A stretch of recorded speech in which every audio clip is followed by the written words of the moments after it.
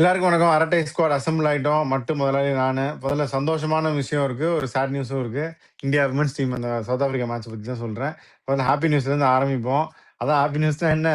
நமக்கு கிடைச்ச அந்த வெஸ்ட் இண்டீஸ் டீமு டாஸை ஜெயிச்சாங்க. சுப்மன் கில் டாஸ் ஜெயிச்சதுக்கு அப்ரிஷியேட் பண்ணாங்க. நேரவே கங்க்ராச்சுலேட் பண்ணிட்டாங்க. ஒரு வழியா டாஸ் ஜெயிச்சிட்டாரு அப்படின்னு சொல்லிட்டு. டீம் வந்து அதே டீமோட போயிருக்காங்க. எல்லாரையும் வந்து மட்டும் சொல்லிச்சு, பும்ரா விளாண்டா என்ன 14 ஓவர் தான் போட்டிருக்காங்க அப்படின்னு. மட்டும் சொன்ன மாதிரியே பும்ரா விளையாடிட்டார் திரும்பியும். நான் வந்து கண்டிப்பா ரெஸ்ட் பண்ணுவாங்க தான் நினைச்சேன். பட் பும்ரா, சிராஜ் அப்படியே ஆடிட்டாங்க. குல்தீப், சுந்தர். செலெக்ஷன்ல வந்து எந்த ஒரு சர்ப்ரைஸுமே இல்ல. இந்தியா டீம் செலெக்ஷன்ல. அதாவது சேஞ்ச் இல்லைங்கிறதே ஒரு சர்ப்ரைஸ் தான்.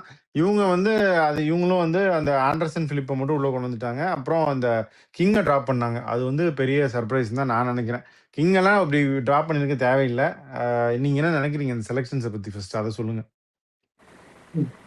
இங்க வந்து ஆக்சுவலா போன மேட்ச் ஆரம்பத்துல கொஞ்சம் நல்லா அடிச்சாரு. அதுக்கப்புறம் தான் தேவையில்லாம விக்கெட் விட்டாரு. அவர் கன்டினியூ பண்ணுவார்னு பார்த்தோம். பட் அன்பார்ச்சுனேட் ட்ராப் பண்ணிட்டு தே ஃபீல் அந்த அவரோட விக்கெட் கீப்பரா எடுத்திருக்காங்களே இம்லாக், அவர் வந்து கொஞ்சம் நல்லா பண்ணுவாருன்னு அவங்க எதிர்பார்க்கறாங்க. ரெக்கார்ட்ஸ் அளவுக்கு வந்து சொல்ற அளவுக்கு எதுவும் இல்ல. பட் நம்ம இன்னும் பேட்டிங் பண்ணதான் தெரியும். அவங்க இல்ல இருந்தாலும் பிராண்டன் கிங் எஸ்டாப்ளிஷ் நேம், நல்ல பிளேயரு. அவரு ட்ராப் பண்ணிக்க தேவையில்ல. மட்டும் என்ன நினைக்கிற செலெக்ஷன் கால்ஸ்? இல்ல அது நம்ம எதுன்னு தெரியல, இன்ஜுரியா அதெல்லாம் எதுவுமே சொல்லல அவங்க. மேபி அவரு கீப்பிங் பண்ண முடியாது, வேற யாரும் பண்ண முடியாது டெஸ்ட் மேட்ச்ல அப்படின்னு சொல்லிட்டு இவர் எடுக்க வேண்டியதா இருக்கா அப்படின்னு தெரியல. அது அவங்க ரீசன் சொல்லல, டிராப்டுன்னு சொல்லல, ஜஸ்ட் ரீப்ளேஸ் தான் சொன்னாங்க. மேபி இன்னொரு நாளைக்கு ஏதாச்சும் தெரியும் நியூஸ் ரிப்போர்ட்ஸ்ல நினைக்கிறேன். மேபி இன்ஜுரியா இருக்கலாம். இல்லைன்னா டிராப் பண்றது வந்து கொஞ்சம் அக்ரெசிவா போகணும். அந்த அக்ரெசிவா போக முடியும். ஏன்னா இப்ப இந்த பிச்சு வந்து இப்போ தேர்ட் டேலாம் ரொம்ப ஸ்பின். இப்பயே வந்து ஃபர்ஸ்ட் டேவே வந்து 2 பேர் அவுட் ஆனதே வந்து எக்ஸ்ட்ரா ஸ்பின் தான். 2 விக்கெட் போனதே KL ராகுல் வந்து டவுன் தி ட்ராக் வந்து ரொம்ப ஸ்பின் ஆகி பிச் எல்லாம் பார்த்துட்டு இருந்தாரு. சாய் சுதர்ஷனும் பேக் ஃபுட் போய் ரொம்ப ஸ்பின் ஆச்சு. ஆக்சுவலா ரொம்ப அவுட் சைட் ஆஃப்ல வந்து ரொம்ப ஸ்பின் ஆச்சு. நாட் அவுட் தானே கொடுத்தாங்க. அப்புறம் இல்ல அவுட் கொடுத்தாங்க. இவர் ரிவ்யூ வேஸ்ட் பண்ணாரு. அவர் அவுட் கொடுத்துட்டோன்னே திரும்பி போயிட்டாரு.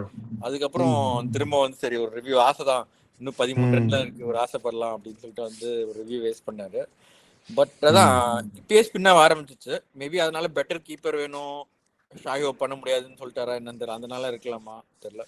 பட் அதான் அவரும் அவரோட ரெக்கார்ட்ஸும் ஒன்றும் பெருசா இல்ல, பெரிய டிஃபரன்ஸ் இல்ல.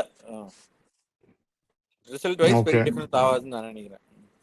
சரி, சாய் சுதர்ஷனுக்கு நல்ல இதுதானே, நல்ல ஆப்ஷன் கிடைச்சது, நல்லா விளையாடுனாரு. 100 தானே பாப்பாங்க. அன்னைக்கு நான் 100 அடிச்சேன் அப்படின்னு சொல்லலாம்ல, அது போச்சே. இப்ப 57ல ஒரு ஈஸியான கேட்ச் ஒன்று டிராப் பண்ணாங்க. ஸோ அதுக்கு ஒரு 87ன்றது இன்னும் கௌரவமா இருக்கும். ஸோ அப்படி நினைச்சுக்கணும் அவரு. முதலாளி என்ன நினைக்கிறீங்க சாய் சுதர்ஷனை பத்தி? மட்டும் சொன்ன மாதிரி வந்து அந்த 3 டிகிரிஸ் வரைக்கும் ஸ்பின் இருந்துச்சு. அந்த 2 அவுட் ஆன் 2 பால் வந்து 8 டிகிரிஸ் அண்ட் 5 டிகிரிஸ் கணக்கில் போட்டு காமிச்சாங்க. அது அன்எக்ஸ்பெக்டட் பால். பட் நம்ம வந்து Sai Sudharsan position in danger சொல்லிட்டு இருக்கோம். நிறைய பேர் வெளியே இருக்காங்க. 4 டெஸ்ட் ஆடி இருக்காரு. அதுல வந்து ஓகே அவர் 87 அடிச்சிட்டாரு. ஸோ சவுத் ஆப்பிரிக்கா சீரீஸ்க்கு தன் இடத்தை தக்க வைத்துக் கொண்டார். அன்லெஸ் தே பேட் அகைன் அப்படின்னு நான் எதிர்பார்க்கிறேன். பேட் அகைனா இவங்க வந்து இப்ப என்ன சொல்றது, ஜெய்ஸ்வால் வந்து இப்ப எல்லாரும் வந்து லாரா ரெக்கார்டை பிரேக் பண்ணுவாரா அப்படின்லாம் பேசிட்டு இருக்காங்க. 400க்கு இது பண்றாங்க. இப்படி பேசினாலும் ஆனா கொஞ்சம் வந்து லாஸ்ட் செஷன் கொஞ்சம் எக்ஸ்ட்ரா ஸ்பின் ஆக ஆரம்பிச்சிச்சு இப்பவே. எப்படியா இருந்தாலும் 318 இன்னும் ஒரு 450 ரன் அடிச்சாங்கனாலே ஒரு இன்னிங்ஸ் தான் பேட் பண்ணுவாங்க நான் நினைக்கிறேன். பிரேக் டவுன் ஆக ஆரம்பிச்சிடும். ஸோ செகண்ட் இன்னிங்ஸ் இவங்க ஃபுல்லா விளையாட மாட்டாங்கன்னு நினைக்கிறேன். அக்ரெசிவா ஆடிஐ இது பண்ணிடுவாங்கன்னு நினைக்கிறேன். கில்லும் வந்து ஓரளவுக்கு கன்சர்வேட்டிவா விளையாடினாரு. ஐ திங்க் அடுத்த நாள் பாத்துக்கலாம் எண்ட் ஆஃப் த இது அப்படின்னு சொல்லிட்டு விளையாடினாரு. இனிஷியலா ஸ்டார்ட் பண்ணாலும் கொஞ்சம் ஜெய்ஸ்வால் கொஞ்சம் நல்ல நடுவில் ஸ்லோவா தான் ஸ்டார்ட் பண்ணாங்க. இனிஷியலா ஸ்லோவானா கம்பேரிட்டிவ்லி போன இதுக்கு அக்ரெசிவாவே ஸ்டார்ட் பண்ணாங்க. பிச்சில் ஒண்ணுமே கிடையாது, ஃபாஸ்ட் பவுலருக்கு ஒன்னும் இல்லை, அந்த அளவுக்கு தான் பிச்சு. சரி, அப்படி நம்ம சொல்றீங்கல்ல, எதுக்கு இப்படி ஒரு இன்னொரு எக்ஸ்ட்ரா ஸ்பின்னரும் அவங்க ஆடி இருக்கலாம்ல. இப்போ ராசன் சேஸ் வந்து சரி ஜெய்ஸ்வால் இருந்தாரு, 11 ஓவர் போட்டாரு, இன்னொரு ஸ்பின்னர் அவங்க எக்ஸ்ட்ராவும் ஆடி இருந்திருக்கலாம்ல. இப்பவே விளையாடுற 2 ஸ்பின்னரும் சிமிலர் தானே, லெஃப்ட் ஆர்ம் ஸ்பின்னர் 2 பேர். புதுசா வேற ஏதாவது ஸ்பின்னர் வச்சிருக்காங்கன்னா டிஃபரெண்டா இருக்கிற அளவுக்கு இல்ல. இந்த குடுகேஷ் மோட்டி மாதிரி ஒருத்தர் எடுத்துட்டு வந்திருக்கலாம்ல, அவங்க ஏன் எடுத்துட்டு வரல? அவர் ஏதாச்சும் பிரான்சைஸ் கிரிக்கெட் விளையாடுறேன்னு இருக்காரு. எல்லாரும் வந்து ஓரளவுக்கு இந்த டைம் தான் கொடுப்போம், அதாவது நியூசிலாந்து வந்து ஐபிஎலுக்கு 3 மாசம் அவங்களுக்கு கான்ட்ராக்ட் மாதிரி, இவங்க வந்து வெஸ்ட் இண்டீஸ்க்கு இவ்வளவுதான் டைம் கொடுப்போம்னு ஒதுக்கி வச்சிருக்கு விளையாடுறாங்க ஆப்போசிட்டா. ஸோ அதனால நரைன்லாம் நம்ம சொல்றோம், எல்லாருமே நரைன் விளையாட சொல்றாங்க. பட் சாமுவல் பத்ரி வந்து லார்ஜ்லி அண்டர் ரேட்டட். அவர் வந்து சைலண்ட்லி டூ இஸ் ஜாப். அந்த மாதிரி இந்த தேவேந்திர பிஷுன்னு கூட ஒருத்தர் இருந்தார், அவருமே வந்து ஒரு டீசென்ட். இந்த மாதிரி லெக் ஸ்பின்னர்ஸ்லாம் வந்து சைலண்ட் கோட், இவங்கலாம் வந்து அண்டர் ரேட்டட் பட் நல்லா பெர்ஃபார்ம் பண்ணுவாங்க. அந்த மாதிரி ஒரு லெக் ஸ்பின்னர் கூட இப்போ இல்லையே. ஆக்சுவலா சாமுவல் பத்ரி ஐ திங்க் இவங்களுக்கு விளையாடினது இல்லைன்னு நினைக்கிறேன். ஒன் டேலாம் வெறும் 2020 தான் விளையாடிருக்காரா? சாமுவல் பத்ரி விளையாண்டாரா? 2011 வேர்ல்ட் கப் கூட விளையாண்டாரு நினைக்கிறேன், ஸ்குவாட்ல இருந்தாருன்னு நினைக்கிறேன் Samuel Badri. I think other வேற ஏதோ ஒரு இது விளையாடவே இல்லைன்னு நினைக்கிறேன் அவரு. இல்ல நான் சொல்றேன், அந்த டைப் ஆஃப் லெக் ஸ்பின்னர்ஸ் யாருமே சைலண்ட்லி டூ தேர் ஜாப் அது வந்து இல்ல. ஸோ அதுக்கு அவங்க கஷ்டப்படுறாங்க. பட் பார்ப்போம், இப்போ தான் சேஸ் எல்லாம் வச்சு ஓட்டிட்டு இருக்காங்க அவங்க. இதுல இல்ல, அவர் இல்லடா இதுல விளையாடல. பட் மத்த ஃபார்மேட் ஆடி இருக்காருன்னு பார்ப்போம். 2011 வேர்ல்ட் கப் அவர் ஆடல. இல்ல அவர் வந்து 2020 மட்டும் தான் விளையாடிருக்காரு வெஸ்ட் இண்டீஸ்க்கு. ஒரு ஒன் டே விளையாடல, ஒரு டெஸ்ட் விளையாடல. அதான் அவங்க வந்து சரியா யூஸ் பண்ணல. நிறைய ரிசோர்சஸ் இருந்துச்சு, நிறைய செலெக்ஷன் ப்ராப்ளம்ஸ் நடுவில், நிறைய பொலிட்டிக்கல் இது, அதனால நிறைய பேர் வந்து வேற லீக் வேற இதுக்கு போய் விளையாடினாங்க. ஆல்மோஸ்ட் என்ன ஜிம்பாவே இதோட கொடுமை, அவ்வளவுதான். பிளேயர்ஸ் வந்து விட்டு கண்ட்ரியை விட்டு போனது. வெஸ்ட் இண்டீஸ் அளவுக்கு ஜிம்பாவே இன்னும் கொடுமை. பட் வெஸ்ட் இண்டீஸ் வந்து கொஞ்சம் இந்த மாதிரி நிறைய பிளேயர்ஸ் போயிட்டாங்க டீம் செலெக்ஷன்ஸ்னால. ஆமா. ஸோ இப்போ இது வந்து பர்ஃபெக்ட். இப்போ நீ ஒரு டெஸ்ட் மேட்ச் நீங்க என்ன எழுதுவீங்க, இந்த just what the doctor order அப்படிங்கிற ரவி சாஸ்திரி, அந்த மாதிரி டெஸ்ட் மேட்ச் நீங்க ஃபர்ஸ்ட் பேட்டிங் பிடிக்கிறீங்க அப்படின்னா டே 1 நீங்க எப்படி இருக்கணும் அப்படின்னா, நாங்க வந்து ஒரு 350 ரன் அடிச்சிருக்கணும், ஒரு விக்கெட் 4 விக்கெட் போயிருக்கணும்னு சொல்லுவோம். அப்படி இல்லாட்டி அதோட கம்மியாக தான் இன்னைக்கு 2 விக்கெட் போயிருக்கு, ஒரு 320 ரன் அடிச்சிருக்காங்க. அது கில்லு கடைசியில் மட்டும் சொன்ன மாதிரி கொஞ்சம் ஸ்லோ பண்ண ஆட்டி, இல்லாட்டி இந்த 350 போயிருக்கும். So 4 runs per over 2 wicket போய் அப்படி அழகா வந்து நின்றுருக்கும். ஸோ அப்படியே பர்ஃபெக்டாக வச்சிருக்காங்க. ஸ்பின்னும் ஆரம்பிச்சிருச்சு அப்படின்னா, நாளைக்கு ஒரு நாள் பேட்டிங் பண்ணாங்கன்னா, நாளைக்கு பாதி பேட்டிங் பண்ணாங்கன்னா அதுக்கே தேவையான ரன் வந்துடும். அதுக்கப்புறம் இவங்க 40 போன டெஸ்ட்ல 42 ஓவர் 44 ஓவர் ஆடினாங்க. இந்த டெஸ்ட் எவ்வளோ ஆடுவாங்கன்னு அவங்களுக்கே வெளிச்சம். நீங்க என்ன நினைக்கிறீங்க? இல்ல, இது 3 நாளைக்குள்ள முடிஞ்சா நாட் சர்ப்ரைசிங் தான். ஆனா இவங்க ரொம்ப நேரம் பேட்டிங் 4 நாள் வரைக்கும் போகும். ஃபர்ஸ்ட் பேட்டிங் பண்ணிட்டோம், அதெல்லாம் 3 நாளைக்குள்ள முடியாது. நம்ம வந்து சரி அடிக்கணும்னு சொல்லிட்டு ஒரு நாள் ஃபுல்லா விளையாடிடுவாங்கன்னு நினைக்கிறேன். நாளைக்கு ஒரு நாள் ஃபுல்லா விளையாண்டாங்கன்னா அப்புறம் 4 நாள் வரைக்கும் போகும். இல்ல இப்போ ஓவர் நைட் அப்பயும் 3 நாள்ல முடியுமா அப்படின்றது இல்ல. டிக்ளரேஷன் பண்றாங்கன்னா இல்ல அதாவது சான்ஸ் கொடுக்கணும். அதாவது இது வந்து ஒரு டியூன் அப் கேம் மாதிரி நம்ம பாக்குறாங்கன்னு நினைக்கிறேன்.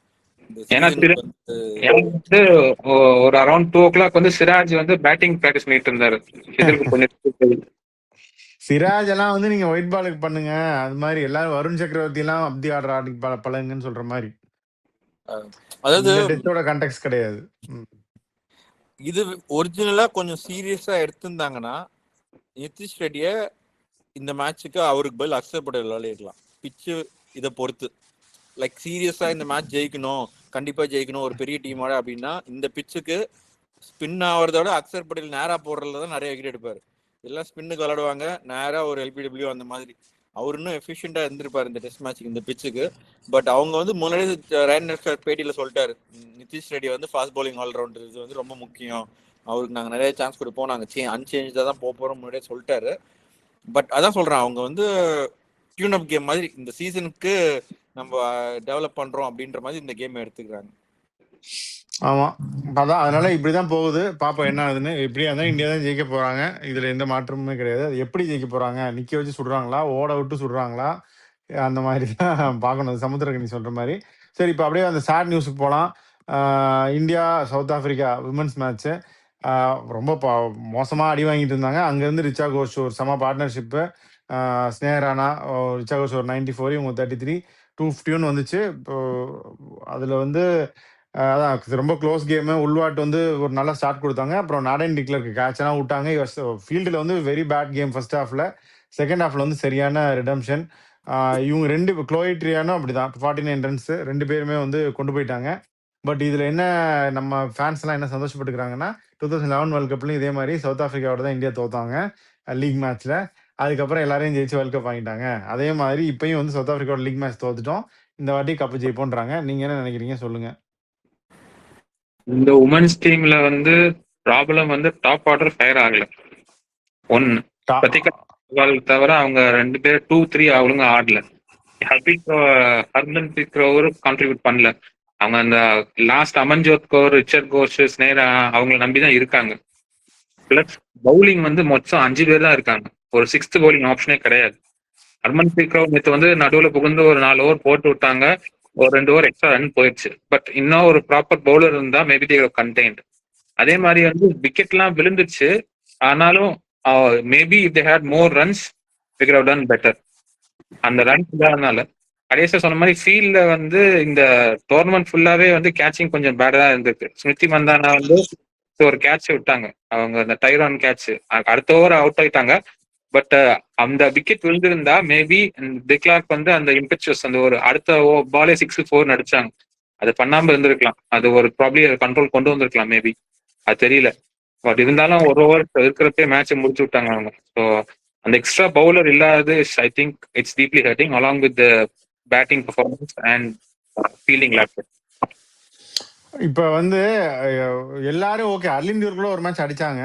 ஸ்மிருதி மந்தானா, ஹர்மன்பிரீத் கௌர். இப்போ ஹோம் வேர்ல்டு கப் அப்படின்னா நீங்க ஹோம் டீம் அப்படின்னா உங்க டீம் உங்க பேட்டர்ஸ் ஒரு 2 பேர் வந்து இந்த டாப் 5ல இருக்கிற மாதிரி அடிப்பாங்க. இப்போ இந்தியா எடுத்துக்கிட்டோம் அப்படின்னா இந்த தவன் கூட அடிப்பாரு. ரோஹித் சர்மா, கோலி, தவன் இந்த 3 பேர் இருப்பாங்க டாப் 3னா அதுல 3 பேருமே அடிப்பாங்க. விக்கெட்டே போகாது. அந்த மாதிரி தான் இவங்க கண்டிஷன்ஸ் அப்படிங்கிறப்ப அந்த மாதிரி விளையாடணும். அப்ப அந்த மாதிரி யாரும் விளையாட மாட்டேங்கிறாங்க. Pratika Rawal is good for 35-45 as of now. ஒரு மேட்ச் அடிப்பாங்க, அது ஓகே. இப்போ ஷஃபாலி வர்மா அங்கே இருந்திருந்தாங்கன்னா அப்படின்னு சொல்ல முடியாது. அவங்க வந்து ஒரு மேட்ச் 60 அடிப்பாங்க 30 பால்ல. அடுத்து ஒரு 3 மேட்ச் வந்து சிங்கிள் டிஜிட்ல அவுட் ஆவாங்க. ஸோ அது நம்ம எடுத்துக்க முடியாது. உங்களோட ஸ்டார் பிளேயர், உங்க மெயின் பிளேயர் யார்? இப்போ நீங்க என்னதான் கோலி, ரோஹித்னு சொன்னாலும் வச்சு வெளுத்து விட்டாங்கல்ல அவங்க 2023 வேர்ல்ட் கப்லையும் சரி, 2019 வேர்ல்ட் கப்லையும் சரி, எல்லா வேர்ல்ட் கப்லையும் அவங்க அடிக்கிறாங்க, ஹோம் வேர்ல்ட் கப்லையும். ஸோ அந்த மாதிரி நீங்க பெர்ஃபார்ம் பண்ணணும் இல்லையா? இப்போ ஹர்மன்பிரீத் கௌரும் சரி, ஸ்மிருதி மந்தானா இவங்க 2 பேருமே பெர்ஃபார்ம் பண்ண ஆரம்பிக்கணும் அப்படின்னு நான் சொல்றேன். இப்போ உங்களுக்கு நல்ல ஆப்பர்ச்சுனிட்டி, உங்க ஹோம் வேர்ல்ட் கப், உங்க கண்டிஷன்ஸ். ஜெமிமா ராட்ரிகஸும் அப்படிதான். அவங்களும் வந்து பயங்கரமான ஒரு எக்ஸ்பெக்டட் பிளேயரு. பட் ரொம்ப இன்கன்சிஸ்டண்டா போறாங்க அப்படிங்கிறப்ப, ஏன்னா அவங்க வந்து ஒரு பியூர் பேட்டர். அப்படி இருக்கும்போது அந்த ஸ்பாட்டுக்கு வந்து ஒரு ஜெமிமா ராட்ரிகஸ் தான் நான் இன்னும் இதா வியூ பண்ணுவேன். அவங்க வந்து இப்படி பண்ணாங்கன்னா இப்போ இன்ஜுரியில இருந்து வேற வர்றாங்க. அதுக்கு வந்து ஒரு ஒரு ஒரு ஆல்ரவுண்டர் மாதிரி கூட யாராவது ஒருத்தர் ஆடிட்டு போயிடலாம். இப்போ அவங்க வந்து டீம் பேலன்ஸையும் இது பண்றாங்க. She cannot play the big shots. Rodrigues அவங்க நட்ஜ் பண்ணிட்டு 1-2 ஓடி தான் அவங்க இது டைமிங் பிளேயர். மிடில் ஓவர்ஸ்ல வந்து அவங்களால பெரிய ஷாட்ஸும் ஆடி கேமை என்ஃபோர்ஸ் பண்ணவும் முடியாது, பவுலிங்கும் போட முடியாது. அப்போ ஷீஸ் பிகமிங் லைபிலிட்டி. ஆனால் அவங்க consider to be star player அப்படிங்கிறப்போ பெர்ஃபார்மும் பண்ணலைன்னா அப்போ என்ன பண்ணுறது? ஸோ ஸ்டார் பிளேயர்ஸ் இந்த 3 பேர் பெர்ஃபார்ம் பண்ணி தான் ஆகணும், வேறு வழி கிடையாது. இப்போ இவங்க வந்து திருப்பி வந்து ரேணுகா சிங்கை கொண்டு வருவாங்க தேவையில்லாமல். அது பண்ணாமல் இவங்க ராதா யாதவ் கொண்டு வந்தால் இன்னமும் பேட்டிங்கும் அட்லீஸ்ட் ஸ்ட்ராங் ஆகும். அதையும் நான் மொதல் மேட்ச்னு சொல்லிட்டு இருக்கேன். ஸ்ரீசரணி போடுறத விட ராதா யாதவ் நல்லா தான் போடுவாங்க. பேட்டிங் இன்னொரு 20 ரன் எக்ஸ்ட்ரா கிடைக்கும் எல்லா மேட்சும். அதை அட்லீஸ்ட் பண்ணலாம் இப்போதைக்கு. இன்னும் கொஞ்சம் பேட்டிங் ஸ்ட்ரென்தன் பண்ணி நம்பர் 10 வரைக்கும் பேட்டிங் ஆடலாம். பவுலிங்கை ஸ்ட்ரென்தன் பண்ண முடியல அப்படின்னா அதை அவங்க எடுக்கிறாங்களான்னு வெயிட் பண்ணி தான் பார்க்கணும். இல்ல அவங்க ப்ராப்ளி நேற்று மேட்ச்ல வந்து அந்த கிராந்தி கவுடோட இன்எக்ஸ்பீரியன்ஸ் ஷோ பார்க்கலாம். அடிக்க ஆரம்பிச்சோன்னா என்ன பண்ணுன்னு தெரியல. ஸோ அது ப்ராப்ளி கண்ட்ரோல் பண்ண முடியல. அதனால வேவர் ஆகுது அப்படின்றதுனால மேபி திருப்பி அதனாலதான் சீனியர் எக்ஸ்பீரியன்ஸ் சொல்லி கொண்டு வந்தா கொண்டு வரலாம். அது எனக்கு தெரியல அவங்க எப்படி play பண்ண. ரேணுகா சிங் கிராந்திக்கு பதிலாக கொண்டு வர மாட்டாங்க. வெற்றி கொண்டு வந்தா ஸ்ரீசரணிக்கு பதிலாக தான் கொண்டு வருவாங்க. அந்த சிச்சுவேஷன்ல ஒரு சீனியர் ஒரு எக்ஸ்பீரியன்ஸ் பவுலர், அதாவது லாஸ்ட் 2 overs போறதுக்கு ஒரு எக்ஸ்பீரியன்ஸ் பவுலர் வேணும். ஓகே தான், அவங்களாலதான் எல்லா மேட்சும் ஆர்சிபி தோத்தாங்க. அதாவது ஜெயிக்க வேண்டிய மேட்ச் எல்லாம் சூப்பர் ஓவர் போய் சூப்பர் ஓவர்லயும் தோத்தாங்க. சரி ஓகே போட்டாங்கல்ல. இப்ப எனக்கு என்னன்னா, இப்ப பங்களாதேஷ் பாகிஸ்தானோட வந்து ஈஸி டீம்னு சொல்லி அவங்ககிட்ட கொஞ்சம் தத்தளிச்சு வந்துட்டோம். நேற்று தத்தளிச்சு மூழ்கியாச்சு. இப்ப அடுத்த வரப்போதெல்லாம் பெரிய அடி. Australia, England, New Zealand. இதே டீம் வச்சு தான் ஆஸ்திரேலியா எல்லாம் இப்ப ஜெயிச்சாங்க. வெற்றி கிழிச்சு விட்டு தான் ஜெயிச்சாங்க. அதான் இவங்க அதாவது நம்ம பவுலிங் வந்து பயங்கரமான பவுலிங் வெளியே இருக்கு, இட் மேக்ஸ் அ டிஃபரன்ஸ்னா ஓகே. அது மாதிரி பெரிய பவுலர் சேஞ்ச் டிஃபரன்ஸ் இல்லைன்னா அதுக்கு ஒரு விஜய் சொன்ன மாதிரி ஆல்ரவுண்டரே வச்சுட்டு போகலாம். அதான் சொல்றேன். இருந்தாலும் அடிக்க போறாங்க, அதுக்கு எக்ஸ்ட்ரா பேட்டிங் இருந்துச்சுன்னா பெட்டர் தானே. இப்ப அந்த மாதிரி தான் எல்லாருமே போறாங்க. நம்பர் 10 வரைக்கும் பேட்டிங் வச்சுக்கங்க, வேற வழி இல்லையே. இப்போ அதான் ராதா யாதவ் கொண்டு வந்துருங்க. அவங்களும் ரொம்ப எக்ஸ்பீரியன்ஸ் வெற்றி. அதே தான் லெஃப்ட் ஆர்ம் ஸ்பின்னரு ஈஸியா 10 ஓவர் 35 ரன் 10 ஓவர் 40 ரன் போட்டுருவாங்க. விக்கெட் வந்து அது பண்ணிக்க வேண்டியதான். பண்ணிட்டு பேட்டிங் ஒரு 20 ரன் அடிச்சிருவாங்க அப்படின்னா அவங்க அந்த ஆப்ஷன் தான் எடுக்கணும். இவங்க இப்போ கொஞ்சம் பார்ப்போம் விக்கெட் எப்படி போடுவாங்கன்னு. பட் என்னதான் இருந்தாலும் இவங்க வந்து டாப் இப்போ நீ சொன்னீங்க அந்த மாதிரி டாப் பிளேயர்ஸும் ப்ளஸ் இந்த top 3 star players Harmanpreet Kaur, Smriti Mandhana, ஒரு ஜெமிமா ராட்ரிகஸ், இவங்க 3 பேரும் வந்து நீங்க டாப் 5 ரன் கட்டர்ஸோட அட்லீஸ்ட் டாப் 10 ரன் கட்டர்ஸ் இந்த 3 பேர் இல்லை அப்படின்னா இவங்க வேலைக்கு ஆகாது. அதுதான் மேட்ரு இப்போ. இப்போதைக்கு இந்தியா பொறுத்தவரைக்கும் டாப் ரன் கட்டர்ஸ் இருக்கிறது ஆனா உச்சா நீ நீ சொல்ற அளவுக்கு பெசிமிஸ்டிக்காவும் இருக்க தேவையில்லை. நீ நல்ல டீம், ஒரு பேட் கேம் அது ரொம்ப க்ளோஸா போய் தான் தோத்தாங்க. கண்டிப்பா வந்து தே வில் டூ வெல், அப்படிதான் நான் நினைக்கிறேன். இந்த ஒரு bad game I don't think கண்டிப்பா செமிஃபைனல் போயிடுவாங்க. அதுக்கப்புறம் அந்த 2 கேம் எப்படி ஆடுறாங்கன்றதான் மேட்ரு. இந்த இங்க ஃபார்மேட்டும் சரி, செமிஃபைனல் ஷுவரா குவாலிஃபை ஆகிறாங்க, அதுல எந்த டவுட்டுமே கிடையாது. நான் இப்போ சொல்றேன் அந்த 2 கேம் எப்படி ஆடுறாங்கன்றதுக்கு இவங்க இப்போ கரெக்டாக அந்த மிஸ்ஸிங் பீசஸ்லாம் இவங்க இப்போ செட் பண்ணும். ஸோ அதில் தான் இருக்கு, பாப்போம் என்ன ஆகுதுன்னு. ஸோ வேற ஏதாவது இருந்தா சொல்லுங்க, இல்லாட்டி we can க்ளோஸ். இதோட இன்னைக்கு ரிவ்யூ முடிச்சுக்கலாம். Will be back with more videos. Will sign up with this artist. By.